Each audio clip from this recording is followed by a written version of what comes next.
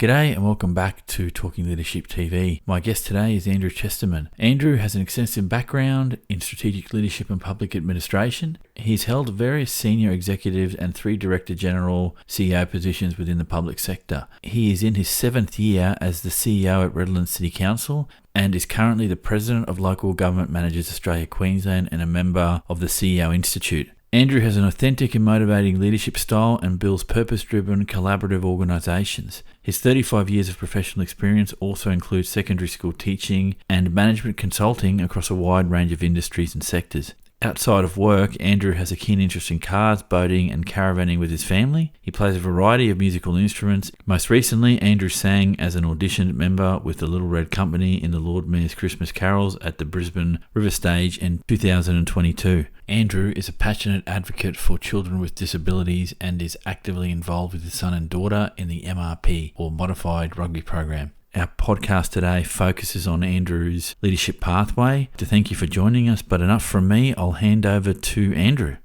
Your leadership and its beginnings. Yeah, my leadership probably started in my early 20s. And it was almost perhaps by accident, but maybe a bit by design, where I actually started my professional career as a coastal planner for the state government in Victoria. But not long after that, and there was a bit of a financial downturn in the Victorian economy, I found myself applying for a job at a school out in far east Gippsland. And it was a school, a wilderness school that was built by a Melbourne-based girls' school called Marshmead. And anyway, I guess the long story short is I ended up being a teacher there for nearly 3 years. I think it was probably 2.5 years, teaching environmental science and outdoor ed. And the interesting thing about that role was that it was a 24-hour job, and we had 2 days off a fortnight. We had the only access to society was one phone line into the property. We used to shop by speedboat because we were on the eastern side of the Mallacoota Inlet. And, I found myself as a teacher. You find yourself as a teacher being in a leadership role because you're leading, kids, students. And I was only in my early 20s and they were 14, so year 9s they were.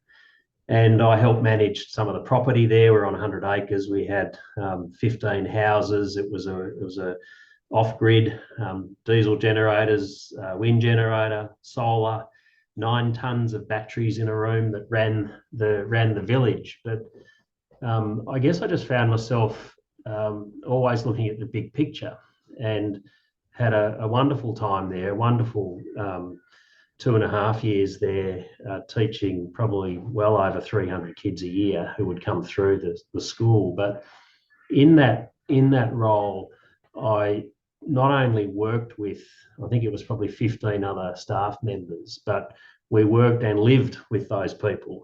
And when you find yourself in a small community that has all the stresses and strains that small communities sometimes have, particularly when you're remote, and you wouldn't think there's many places in Victoria that are that remote. I guess I found myself in positions where I could see that I was a harmonizer amongst sometimes differences of opinions between adults, but also leading students in their day-to-day education, leading outdoor education field trips, leading canoeing, leading sailing, helping manage the farm. And I had a great relationship with the director at the time and the principal of the school. And so that sort of probably got me thinking about leadership, but perhaps not so overtly at that stage in my life. And following that, I went overseas and I worked for an engineering consultancy out of London. And that was my entree to local government. And in that role, I looked after all the open space contracts that were managed by Maidstone Borough Council. And that was my entree into local government. And so here I was, having been a teacher in a wilderness school, wearing Blundstone boots, explorer socks and a flannelette shirt. And now I'm in Kent because I was working for Maidstone Borough Council in Kent, running all these very large open space contracts for a council. And I guess when you live life forwards and you understand it backwards, you sort of work out that people um, start to appreciate perhaps the style that you're developing in your early 20s, a style of how you go about work. And perhaps that just gets reinforced throughout the rest of your career. Yeah, that's thank you for that. It sets a really good and interesting background to you and your leadership pathway. You mentioned things like being the not so much adjudicator, but someone who could listen to problems and maybe take a meta perspective on some things. And yeah, there are people in the world that do that quite um, uh, automatically, and some that never quite get into that space because they can't see beyond themselves. So yeah, it seems like there was a progression to things. Interesting, you went from teaching in that wilderness context to working in the UK and then coming back to Australia. I was just going to say before, we won't hold it against you that you're Victorian by origin now in Queensland, but you've picked the right state to come to, so that's a very good thing for us up here. Let me ask you something, Andrew, in terms of when that light bulb moment happened for you. Was it when you got into councils that you started thinking about what leadership meant to you, or was it an encounter with another leader that you went, oh, maybe there's something to this? Yeah, I've always been, um, I guess, inspired by those that I've worked for in leadership roles. And if I think back to those school days, the principal at the time, David Loader, was a real visionary in education, which is why this wilderness school was set up it was the wilderness school of the Melbourne campus of Methodist Ladies College. And he was a real visionary in terms of how education of young people should happen, and that always interested me. And equally, when I was working overseas, and then when I came back to Victoria and I worked for the Darebin City Council in the northern suburbs, I had a CEO in Kelvin Spiller who equally I always had a relationship with the leader of the organisation, even if I was a junior person, perhaps working there. So here I was, a young teacher, and I had the ear of the principal about the school and about where it was heading. And equally, when I came back to Victoria, I had the ear and the support and the confidence from the CEO at the time, Kelvin Spiller, who's been a CEO of many local government organisations, in fact, in Queensland and in Victoria, and is well known in leadership circles. And I probably always, I don't think there was a light bulb moment, but I always looked at these people and was interested in how they led organisations, but I probably didn't think about it in that way at the time. But my real interest has always been the big picture, and that's what perhaps has led me to have those connections with leaders at the time, because I'm always interested in the big picture and how it plays out, how you see things, how you frame things. And that's been an interest of mine, probably since I was little. Actually, my mum tells me, Andrew, you could always see the big picture, or looking for the big picture, and perhaps that's one of the things that has led me to the roles that I've had, in the last 15 to 20 years. Yeah, and definitely councils and government, I think generally gives you that opportunity to have an effect, if you can, on that bigger picture, whether it's at the community level or broader than that. So let me ask you, Andrew, how do you define leadership? Wow. So, leadership is, I mean, there's so many definitions of leadership, whether or not you can garner the support of people, or their motivations, or their, get their effort behind the good of an organisation. But look, good leadership for me is partly about being predictable in your response and being able to make some hard decisions. I find that good leaders are able. When I say predictability, I think it's fantastic to be in an organisation where people know what reaction or what question they'll get from their leader most of the time. And the reason why that's good is because it actually allows organisations to get on and do things without asking for permission. And I find that good leadership is about not only motivating and getting participation of people for the good of an organisation, but it's about allowing autonomy in an organisation, autonomy for people to make decisions. And that's often easily said, but you have to create an environment that really believes that people will deliver, that people will do the good of the organisation and they will actually be able to do the job. And unless you really believe that people can get on with the job, you end up with leaders who like to micromanage, leaders who like to get in the way, and they erode the ability for people to be their own person and have some autonomy in their own decision making. I guess the other thing about good leadership is, and I've just today done a corporate induction, which I really enjoy doing. It's about connecting people with the purpose of an organisation. So if you can connect them, whatever they do, with the purpose of an organisation, and again, it's really easily said, but if you can really connect what a person's role is, whatever it is, with the purpose of the organisation, then I think that really is a sign of good leadership. And then the third part is allowing people to be a master of their craft. So, it is this thing in thirds about purpose and mastery and autonomy. So if people can master their craft, and people will all have different skills and they'll all want to bring their best to an organisation. And again, it's having that innate belief that people will do good. Occasionally they don't, but most of the time they do good and they want to bring their best selves to an organisation. This leadership is about trying to get all of that in thirds together and then chart the way forward for an organisation. So you can stand back and ask, and one of my favourite questions is, what's going on here? Because usually what's going on is not really what you're seeing. And so if you don't take some time to stop and reflect, then you miss what's really going on.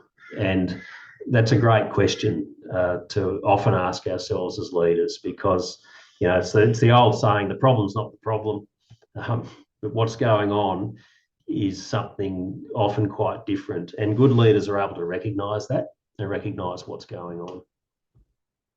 Yeah, couldn't agree more. In fact, there's two takeaways from your response to me there. For me, personally, is good leadership, effective leadership, and leaders in whatever context we're talking about create environments where their staff, their team can thrive.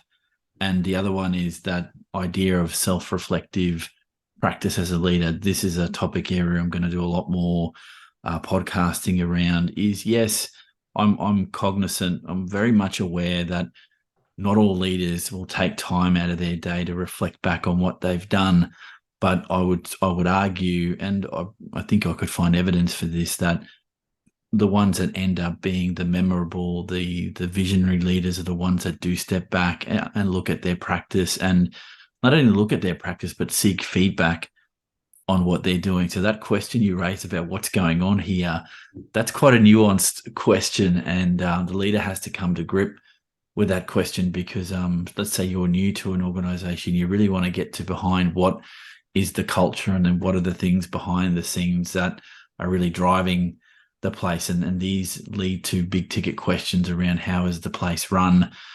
Do we have a culture that's conducive to the things that you talked about? And if you don't, why don't you? And that's I think that's quite a fruitful place to play in terms of better leadership process. And that for me doesn't mean identifying the dead wood when it comes to leadership. It's more, what could we do better, and how do you promote better practice, and what does that, what does good look and feel like, I think is critical in what you've just said there.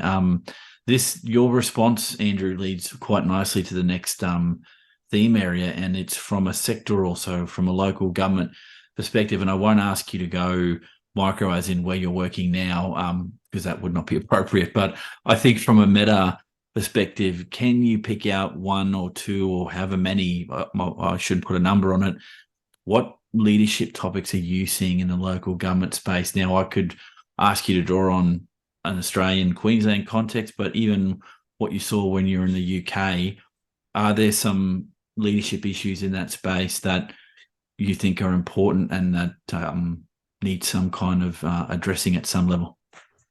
Yeah, look, can I add one thing just to the previous question? Sure. About reflection? Because there's one other thing that I think good CEOs or good leaders do make time to reflect.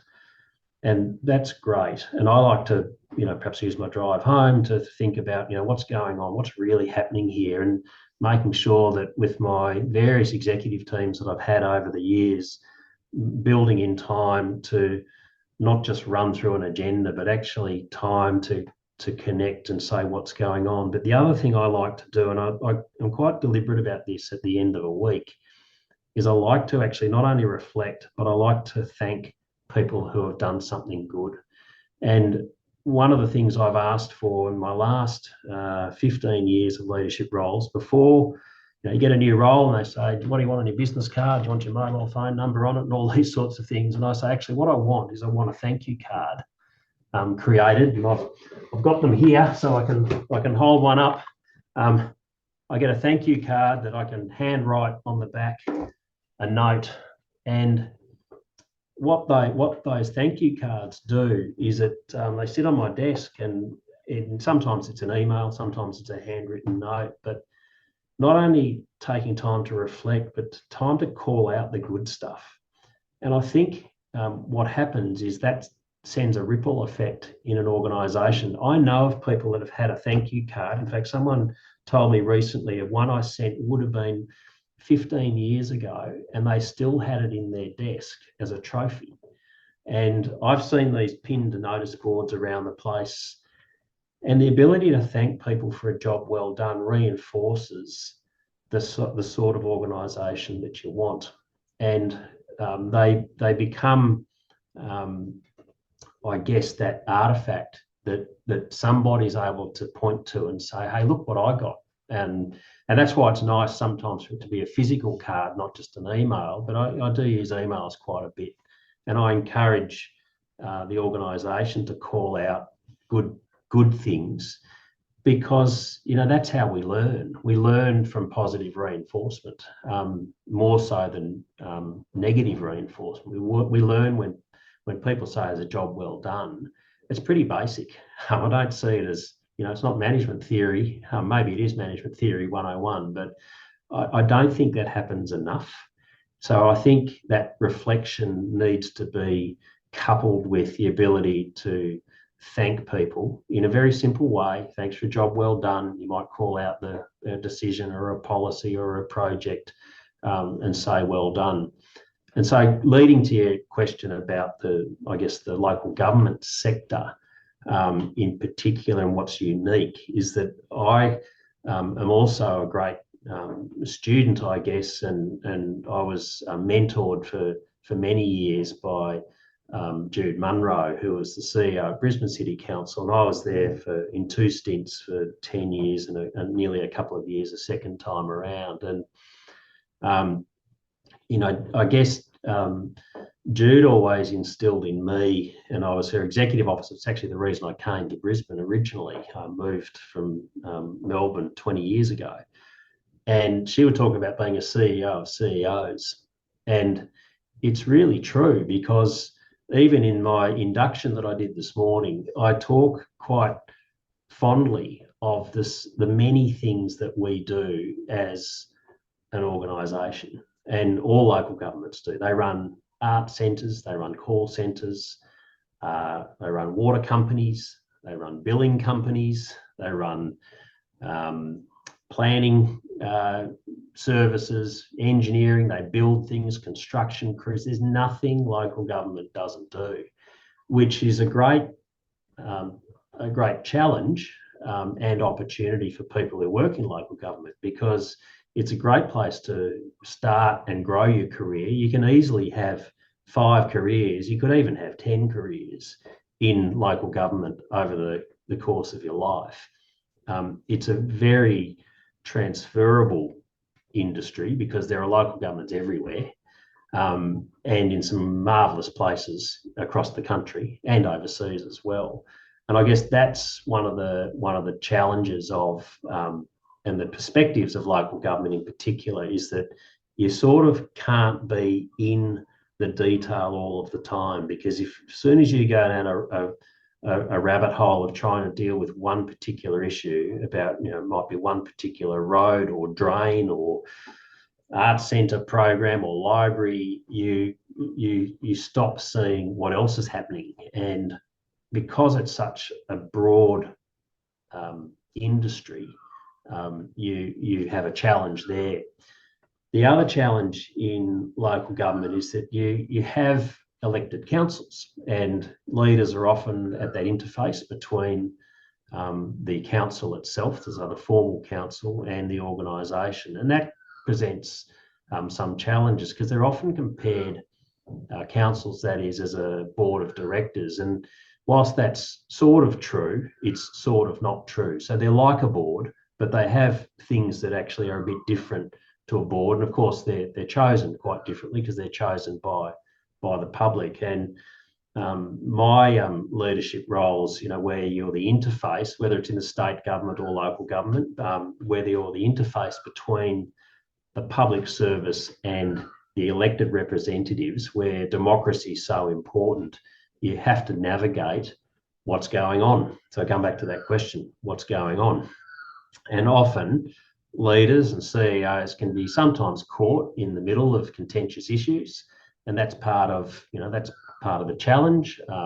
It's certainly part of the job, but how you play that is really important. And playing things with a fair hand, not being political, having strong governance, being transparent about the way issues are handled, is particularly prevalent in public sector organisations, and more so, I think the community expect it more so than they did in the past, because that is our role, is to implement the will of the government of the day, whether it's state government or whether it's or local government, and play a fair hand and have those controls around governance and transparency and respect of office.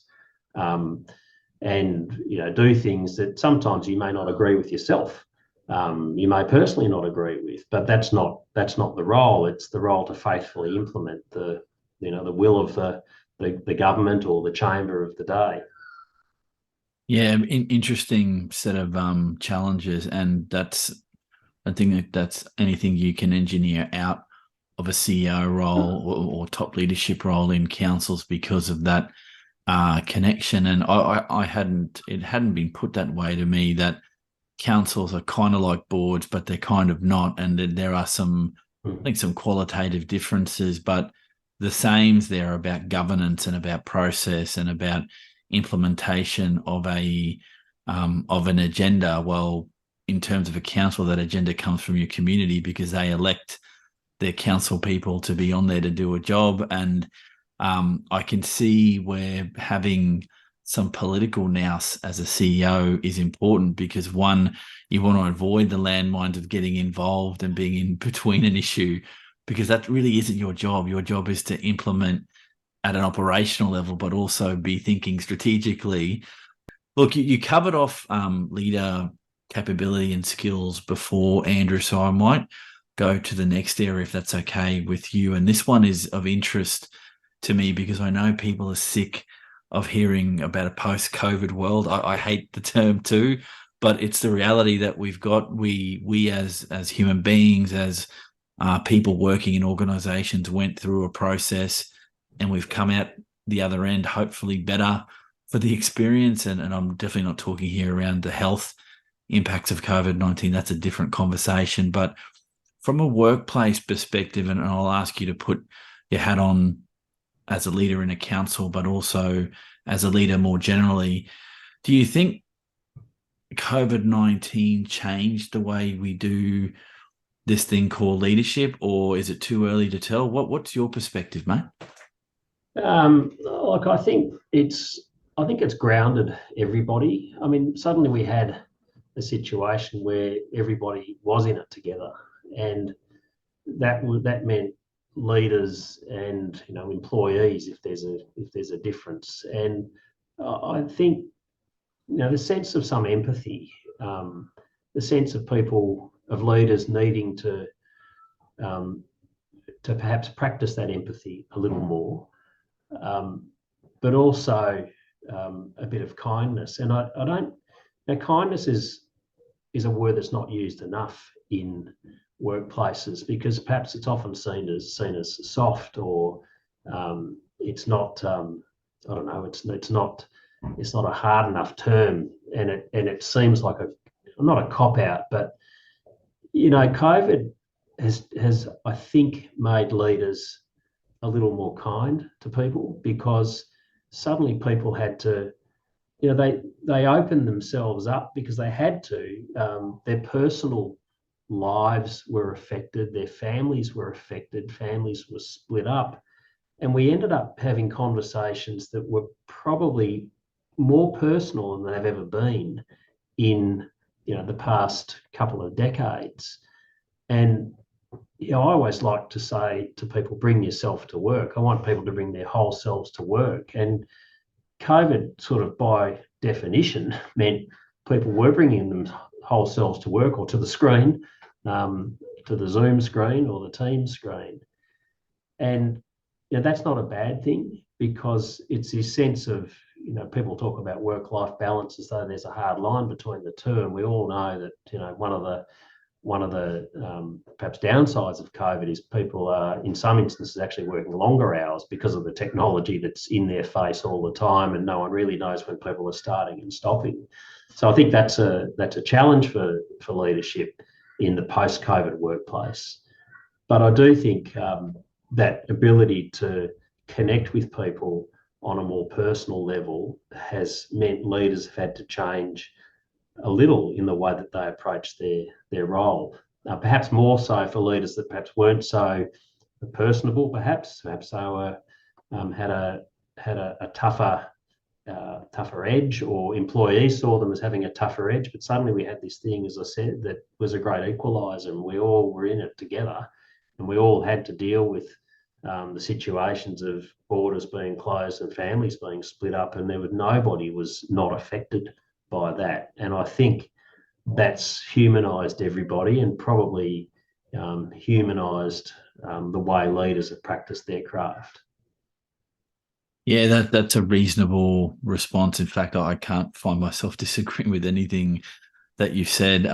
Some have come in quite hard on leaders that didn't deal with the impacts of COVID well. I'm starting to change my thinking on that, given some of these discussions that I'm having, that it was a pandemic. So this isn't something that happened on a regular basis. And I think for leaders, and particularly around your own professional practice, if that was found wanting, then that's an opportunity to work on that rather than say, well, XYZ leaders were no good at what they did. I think it tested people. And for those that weathered it well, I think the learning from that is, well, what do you do in your practice that helped you weather that differently? Now, I know that there are variables that you can't control, like the industry sector, the size of the business. So I think for people in leadership roles, for example, leaders that are leading big organizations, a couple of hundred people, if not bigger, it's hard to get down to that personal level with each employee because it's just very difficult to do. But that then speaks about, well, what's the culture of the place? Did people have an environment where there was a way to deal with the impacts of COVID? Were there systems set up to allow work from home? All of those things that helped us get through the worst of it. And then you have the other end of that spectrum where you've got very small organizations. There might be 3 or 4 people plus the CEO. That's a lot easier to do that one-on-one and deal with it in a very different way. So everyone had different ways of coping, and for those that didn't quite get it right, I'm like I said, I've shifted my thinking that it was about them. I think the situation could have overwhelmed some people, and I can really understand why that was. I like the word used, the humanization of leaders as well as the people in their teams, because you got to see leaders at their best and at their worst, and that if you can humanize yourself, and if it took a pandemic to do that, which is unfortunate, maybe that was a good thing. But definitely, I have a feeling there'll be people writing on this for many decades post this event, and hopefully we can learn something from it. And obviously, you've shared something that you've learned, so I appreciate that, mate. Now, let's go to the nature versus nurture question. Andrew, are leaders born or are they made? Oh,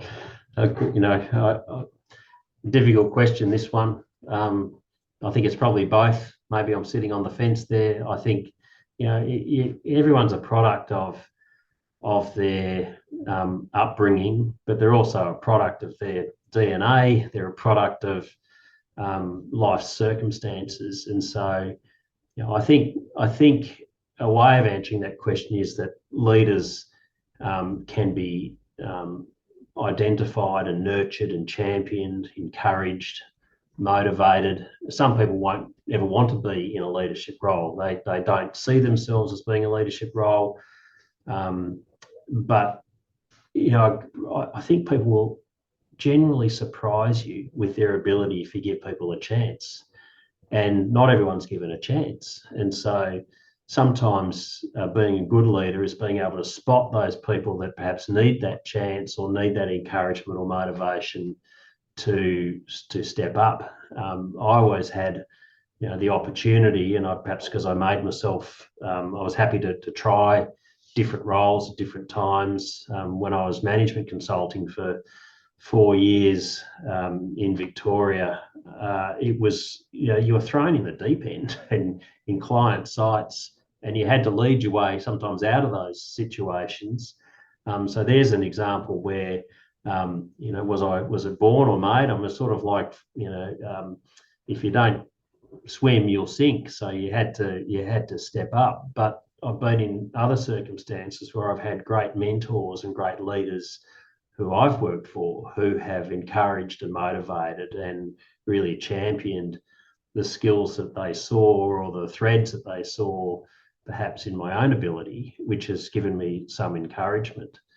When I was, I think back to my schooling, and I had one teacher in year 9. I actually wanted to be a mechanic all my life. When I was a kid, I'm still a car nut now. I still service one of my own cars, but I went to a tech school, and they didn't even offer year 12. And I had a year 9 teacher who said, his name was Mr. Way, and he said, you could do your year 12. And I said, I can't do my year 12, I'm not smart enough to do year 12. And I'll never forget, in fact, I have tried to find him, to thank him, because I remember sitting with him and he said, you can do your year 12. You can do the maths. It's the same as what we're doing now, just keep going. And I had to swap schools to go to a school that offered year 12. And whilst it's not an answer to the leadership question, here was a person who really believed in me, and my upbringing, my mum in particular, had such a belief in me. I've got 3 brothers, so there's the 4 boys. Mum had such a belief in all of us that we could do what we wanted to do and didn't hold us back. It says to me that you maybe leaders are born, but they're encouraged along the way. So I think about that school conversation I had, and I guess the backing that you get of your parents or your friends or your family who really encourage people and motivate people. That to me is one of the things that really helps people on whatever journey it is that they're perhaps destined to have. Yeah, really like that response, Andrew. I think the environment in which you find yourself is a big thing. How much encouragement you get, and then it goes back to what you said at the start. And I'm a big believer in choice. So people choose to take on leadership roles or they don't. And so, in a context where if you really do believe that only leaders are born, that okay, then that leaves no room for growth, no room for education. So, no, you're definitely not fence sitting. I'm in the same camp as you. But my slight skew is most are made, but some are born with some pre-instilled skills and knowledge and ways of being that facilitate for great leadership. But they, one, have to make the choice, and two, have to want to do it. I think we've all met people that you look at them, whether they're friends or colleagues, you go, why haven't you done this, that, and the other? And you really are leadership material, and they don't see themselves in that light at all. And I have met human beings in my travel that couldn't think of a worse thing to do is to be the boss or the person making those calls, whereas others crave it through a career and are developed into that. So yeah, it's not fence sitting. It's just the way that it is. I'm surprised I haven't really encountered someone who said it's 100% nature or it's 100% nurture, but I'm sure those people exist, and that's just as valid a view. Always with these discussions, Andrew, it's about asking, well, why do you hold the view that you've held? It's never a question of, well, no, that's the wrong view. It's just a view. I think what you've just shared plays out quite naturally in most settings. So look, Andrew, final question, and this is for you looking back at the career that you've had, which has been quite an interesting one. What would you say to a younger version of Andrew about what it is to be an effective leader? If you could go give yourself some counsel on that. Look, I think there's a lot of common sense in good leadership. And so I'd probably just say there's a lot of common sense in good leadership. And then you can have a discussion about what that looks like. And I'm keeping a journal, if you like, of the things that, that I believe in, I guess, in terms of my own leadership style. And they are simple things like, I call it taking the free kicks. And someone says, what's a free kick? And I go, well, a free kick is walking through the office a different way and bumping into someone, perhaps by design, and saying, what are you working on? And you end up with a conversation about what they're working on. And is there anything I can do to help that? Or, those free kicks happen every day. Sending a thank you card is common sense, but we don't do it. Saying thank you for a job well done is common sense. Being generous with your time, getting around, being visible, which is the thing I did in COVID most. I walked the floors. I went to the depot. I just said, what else do you need to know? I won't have all the answers, but I'm here to show my face. Saying hello if you're in a lift, not just, putting your head down on your phone. Talking about what matters to you personally. So, we ask people to bring themselves to work. So I'm quite happy to talk about what I like to do outside of work. And so these are the sorts of things that are common sense. Talking about, your family or your own challenges or what matters to you personally, having empathy and making it safe for people to speak openly. I always like the example, even in my office, if I walk out with my collar, ajar, I said, I want someone to tell me and, put it down. And it doesn't matter what role you're in. I want someone to say, hey, your collar's not quite right, Andrew, pop your collar down. And I know there are people that I've come across that wouldn't dare say that, because they wouldn't feel game. And I think, good leaders are able to create that environment where you make it safe to say, hey, your collar's up or worse. Your tie's not done up properly, or your shirt's hanging out, or I guess that's the sort of thing that I'd tell my younger self, or I'd tell people that are aspiring to be leaders. The other thing that I'd say is, and I learnt this, I was asked to reflect actually on my early jobs that I had as a kid, and one of them was being a paper boy. And I delivered the Herald in the afternoon paid newspaper in Deep Dean in Victoria. And if you missed a paper, your boss, and my boss at the time was an ex-copper, he would let you know by the time you got back to the newsagents. The person's probably rung to say, hey, I've seen the paper boy go and he's missed my paper. And so what you got was feedback really close to the event. Now, if I didn't get feedback close to the event for a week, I'd miss Monday, Tuesday, Wednesday, Thursday, Friday paper. That person has now missed a week of their newspapers. And I use this example in the workplace because I say it's much easier as a leader to give feedback really close to the event. You see something that's not right in a meeting, maybe the way somebody has said something or they've reacted to something. If you leave it time and time and time again, then you miss the opportunity, the easier opportunity to give a bit of feedback. Hey, you've missed the paper, don't miss it tomorrow. Rightio, no big deal. But if I miss it for a week, it becomes a big deal. And it's no different in leadership. And that, I learned that as a 9-year-old delivering papers. And I've thought about that because feedback close to the event sticks better because people know, I didn't realise it went down that way. I'll have to apologise to that person or whatever it is. And then the other thing is, I think, and I probably struggled with this as a younger person, but just do the next right thing. So you'll find challenges in life, challenges, at home. Just try to do the next right thing because we often get hamstrung by, well, what do I do next? Because, all these bad things have happened, but you just do the next right thing. And, that was in the Frozen movie. So it's not a bad theme from the Frozen movie. Just do the next right thing. I think it's not a bad thing to remember because you won't always get it right. But you do just want to do the next right thing. That concludes our podcast, and I'd like to thank Andrew for sharing his leadership pathway with us. Our next podcast drops on Monday, the 14th of August, and we feature Matthew Pohl, an entrepreneur, owner, and CEO of the Rewild Group. As always, thank you for joining us on the podcast. Please drop a like or subscribe to help me grow the channel. Have a great day, rest of your week, and we'll catch everyone on the next episode of Talking Leadership TV.